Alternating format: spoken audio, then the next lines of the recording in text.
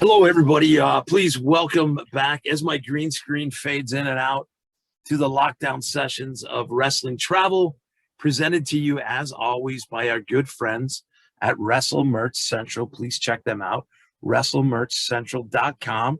They are Europe and the United Kingdom's biggest hub for all things professional wrestling. But when we talk the United Kingdom and we talk professional wrestling, who better to have on right now than welcome Doug Williams to the show. Doug, thanks for joining us today. Hi there, Justin. It's good to be here. Very, very appreciated. Awesome. And just if you're watching this live on video, we've had a few technical escapades going on, but hopefully we got it figured out. So, Doug, obviously you are back in the news. Not that you've ever really left the news for all of us professional wrestling fans. Mm-hmm. Got an echo. So you're back because you're making your return. But I wanted to, hoping I was going to talk a little old school wrestling with you today. So you have been in this lovely business for what's the official tally right now? It would be, I think, 28 years. I started in 1993. So, yeah, 28 years now. That's awesome. And when I talk with other wrestlers on there, I always get a kick out of they went on the internet to find their wrestling school. I wasn't able to do that, and I'm certainly you weren't either. I know you started with the NWA. Was it Hammerlock? Yes, I did. And it took me a while to find them. I would, and the only reason I found them is they did an article in a wrestling magazine, obviously to promote their school they just opened. And before that, I spent, hours trying to get somewhere to train, because the old, I don't know if you know much about the history of British wrestling, but Joint Promotions used to be the biggest conglomerate of promoters in the UK. And Dale Martins, who was their biggest promoter, had an office in London, in South London. And I found their address and I went there and it closed down. So I was like, where do I go now? So I approached a few promoters at different shows and they were like, yeah, no, we're not really looking for anyone new. And the business was kind of on its arse at this point in England. So I didn't really know what to do until I saw the article in this wrestling magazine about Hammerlock School of Wrestling, as it was called. And that's where I went along there and started taking bumps, Yeah, I'm glad you were in a similar situation, trying to find something. And now people have got it right in their hand, their phone, finding everything. You're obviously big in British wrestling, but who were you watching at that time? Who did you watch on TV that made you go, I got to get into this. I got to do this? It was 80s WWF. So, we're talking its peak around 87 through to 89. The guys like Ted DiBiase, Randy Savage, Rick Rude are just those guys of that fantastic era. And it was that combination of athleticism and over the top, characters and just the whole spectacle of everything just kind of blew me away as a teenager at that point. And so that kind of drew me into wrestling as a fan. But then I kind of tried to get every little source of information I could about wrestling. I found this little shop near where I lived. There's a little independent news agent, and he sold all of the Bill Apter magazines. There was like 5 or 6 of them at a time. So every month I'd be in there and I'm picking up all these magazines, reading about all these great wrestlers I couldn't even see. I'm talking about, we're talking like I said, 88, 89. Right. So there's no outlet to see them in England on television. So I just read about all these things. It was such an amazing world and so much more expansive than just the WWF that I was watching at this time. So, of course, then I started trading tapes and getting to see some of that stuff. And that really, really hooked me. I was gone then. I was a massive fan. Those Apter magazines were so great because I got to interview Nikita Koloff last Oh, summer, yeah. and I was so excited because Nikita was one of the guys that I'd only read about it. I didn't have cable. I'm a big AWA guy. I don't think you guys even got AWA wrestling over No. there at the time. The great Nick Bockwinkel, Kurt Hennig, all that. But I was Yeah. nervous as heck interviewing Nikita because it's different if I've seen him in a locker room or seen him live. But this was a guy that lived in the black and white pictures of the after mags for me, and he couldn't have been a nicer guy. I talked his ear off. I promise I won't do this to you, but it was a solid hour and 20 minutes that we went talking old school wrestling. Do you still have your after mags? Because I wish I had mine. No, unfortunately not. They all got. I don't even remember what happened to them. I mean, I was living with my grandparents at the time, so I'm guessing when I moved out, they disposed of them, unfortunately. But yeah, that I'd love to. I mean, I had stacks of them. I had stacks like this high in my room because I only had a small bedroom. And I'd just stack them up, you know. Yep, all mine were kind of curved because they were stacked on top of each other. Yeah, that's. And now they go. Oh, go ahead. No, you never understood what? I've got a question that maybe you can answer. I can never understand that the date on them, like it'd be like the February 88 edition, but they would be talking about information. They would be talking about things that happened like 3 months before. It never really. Do you know what I mean? The date on it never gelled with the information inside. I can never understand that. Do you know why? The one issue that I would buy, and it goes for like $20 right now on eBay, and I hope I come across it, was I read it so much that the cover, everything was falling apart, but it's the 1987 year-end review, and it's cover dated March of 1988. So yeah, I know exactly what you're talking about. And it was so far down the line, and probably because who knows how long for it put together, but it's the one issue that I can't recall anything about it, but I know I read it so much, and every time I see the cover, I'm like, I got to get that back. Like, I don't know what happened to it, but yeah, 3 months down the line easily. Yeah, and I know Bill Apter really well, and I've never asked him that question. Isn't that crazy? I should have asked him, shouldn't I? I've had Bill set up for an interview on here. I will ask him because we had an interview that went. Our schedules got messed up, but I'm going to ask him that and get it back to you. We'll tweet it out to you. I also remember the WWF magazine, 1988. Elizabeth's on the cover, and I'm reading it, and it's like a month before WrestleMania 4. And the article opens up with the manager of the World Wrestling Federation champion, Randy Savage, Elizabeth. And as a kid, I'm going, wait a minute, you know. Spoiler alert. Oh no. I'm starting to put things together here. So do you have throughout your career now, do you keep any? Some people do, some people don't, but do you have any memorabilia or anything that you've kind of kept or because I moved into a new house, so I was just emptying out some boxes here. So I don't know if you can catch all this, but I started filling up these shelves with some of my stuff here. So I've got some programs here. You can see these. Awesome. Yep.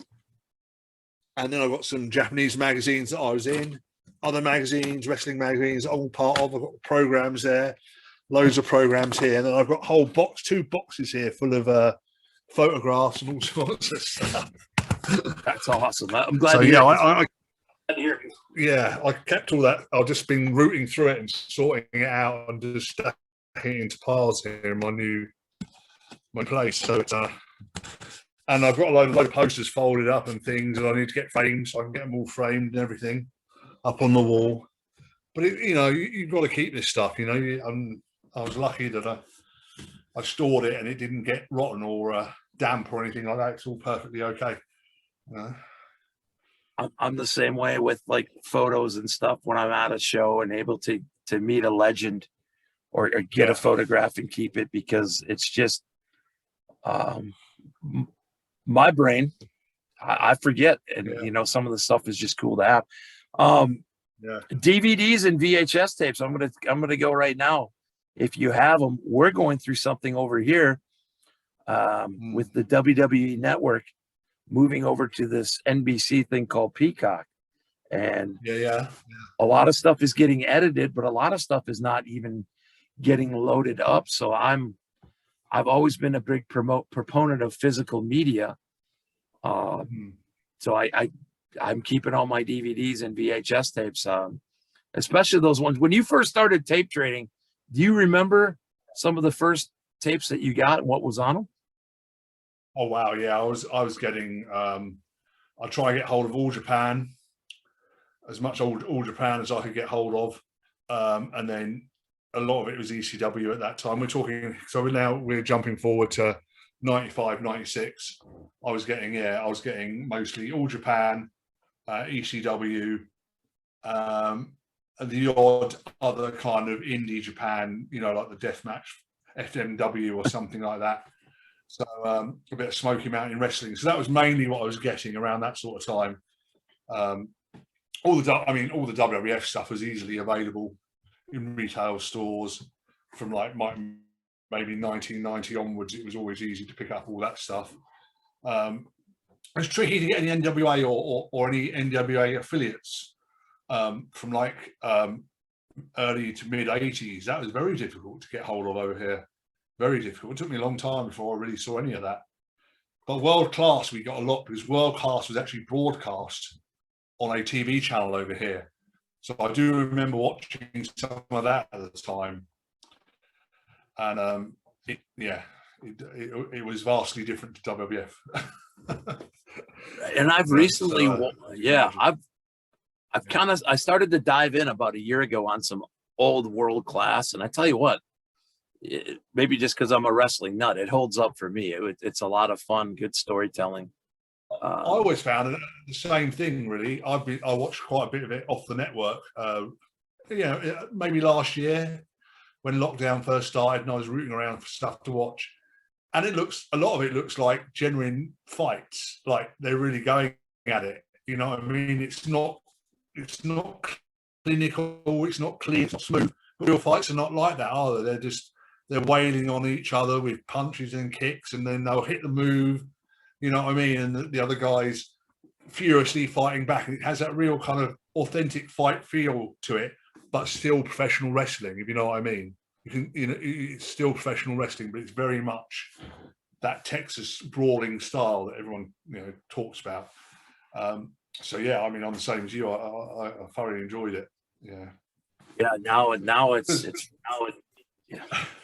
for me. It's I just gone. want to say that I just want to say I'm known as a technical wrestler, but I do enjoy watching many different varieties of wrestling. I'm not. In fact, I get quite bored watching my own style. Funnily enough, but there we go. I was going to ask and kind of bring it to today's product a little bit, because you mentioned watching ECW and getting some of the Japanese deathmatch stuff. Currently, I don't know. I know AEW. I don't know if it's available to you guys. It's on a major broadcaster over here. Okay. Friday night. Did you get a chance to watch Thunder Rosa and Bret Baker a couple weeks ago? Yes, I did. Can I get your thoughts on that match? I appreciated the work the girls put into it. I thought it was a good example of that kind of match. I thought they killed each other. It looked like a real battle. I'm not too keen going overboard with the gimmicks if they don't make any sense in the context of a match. So like if you have a TLC match, a tables, levels and chairs match, there's a reason to bring those things out, isn't there? If you're just having a straight no DQ hardcore match, I don't understand necessarily why you use a ladder, say, for instance. Chairs, because there's chairs scattered around ringside. You might want to clobber someone with. There's no reason for a ladder to be there. So, I don't try and pick too many logical holes into things nowadays. I try to just be entertained by what I watch and appreciate the hard work of the wrestlers involved. And I certainly enjoyed it a lot more than other death matches I've watched in recent times. it's like talking into a mirror, because that's kind of the exact same. I really appreciated it, but I'm not big on, No. these death matches and stuff that I've been like, man, let it be a blow off to a feud, or make it make sense to me. Like, it's gotten to this point that we've had to do this. And you're right, going outside and setting up a table and this and that, and then going back inside and knowing, okay, I've seen this formula before. As a fan, and I don't like to pick apart the product like you were saying. I like people enjoy it, but it always got to me when promotion would run the night of the death match. Every match is a death match, and I'm like, how does this make sense? That we've got to this point. It's there. They're advertising, they're advertising what they're going to do, and then you can choose whether you want to watch that or not. Okay, it's a night of the death matches. I know what to expect. It's like an opera being advertised at your local hall. You're thinking, oh, I'm not an opera fan. I'll be a miss tonight. But next week the rock band are on, and I'm going to watch them instead. Both genres of entertainment, but one you wouldn't see.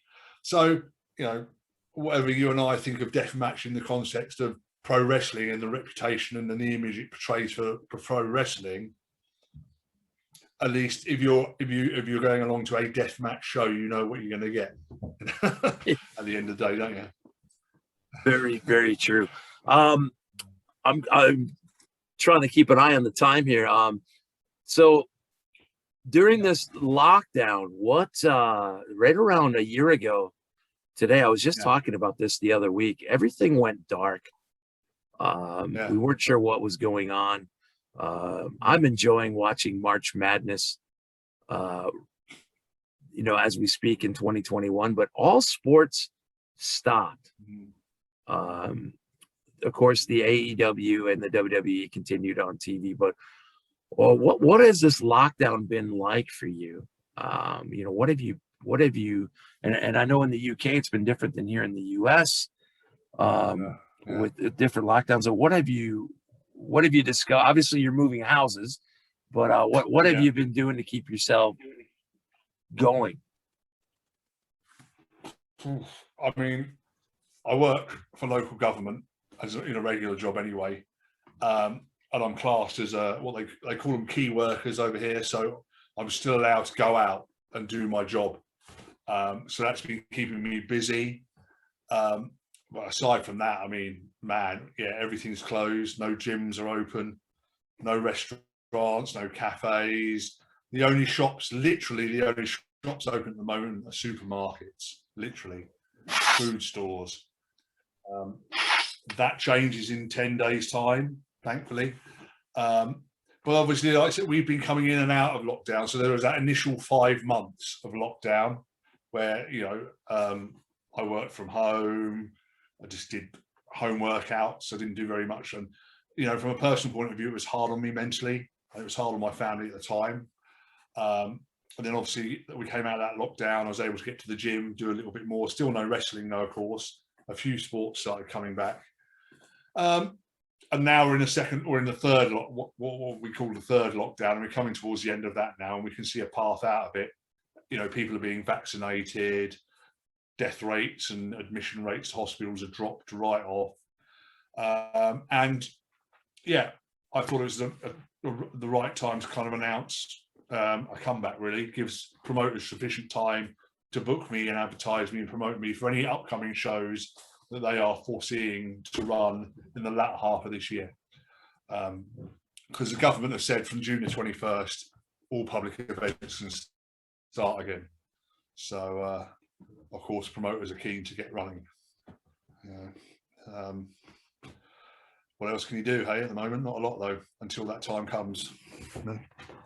No, and I know we were all very excited to hear that. So it was a welcome, one of those, glad you made the announcement, because it's a positive thing on the news feed, and we're excited about that. And I know you guys have been wrestling starved over there for live events. There's been a few here and there, but I hear a lot of them announced and then retracted. We in the USA have been kind of state by state. Here in my home state of Wisconsin, we were able to run shows in June. They had Warrior Wrestling in Chicago, Illinois. Good friends of ours. They ran in August and September.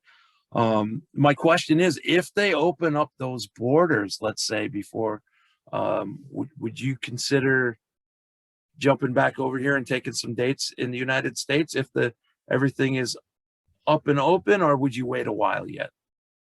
Oh no, yeah, definitely I would. I mean, I'm contracted to Ring of Honor still. I don't know if you know, last year I signed a contract with them. And it was, they had that, they were going to do the past versus present tournament show, and then do the pure tournament which they did anyway. But I was meant to be part of that. But I actually signed a 2-year contract with them, so my contract's still valid now. So it's on the cards, and speaking to them, as soon as you say, the borders are open, as still as we can fly in and out. Yeah, I'd love to come over and start working again in the States. I mean, it's been when was the last time I was there? 2013. There we go, nearly 10 years since I've been there. Yeah, we'll look forward to it. What's your comment on Ring of Honor? I've interviewed a number of guys from Ring of Honor, and they are over the moon with the way that company has treated them during this pandemic. And a lot of them, they're in the bubble and they're getting taken care of. What does that say about that company? I mean, even for you, obviously not being able to go over and travel, but I'm sure you got to be proud to be with that company. Yeah, I mean, it kind of highlights the fact that they actually do care about the health of their talent in one respect, because they've done this thing, but they haven't made a PR exercise of it either, have they? They haven't announced, oh, we're so wonderful, we're so fantastic, look what we do to protect our talent. They've just got on and done it so that they can run their shows and bring their product to their audience safely and keeping their talent healthy. And I think that's a great testament to them as a company, that they are prepared to do that and not make a song and dance about it. That's a huge point that I never really bring up, but you're right. They haven't gone out and tooted their own horn, patted themselves on the back. It's the talent that's been saying, I'm so happy to be with this company, and they're taking care of us. We come first.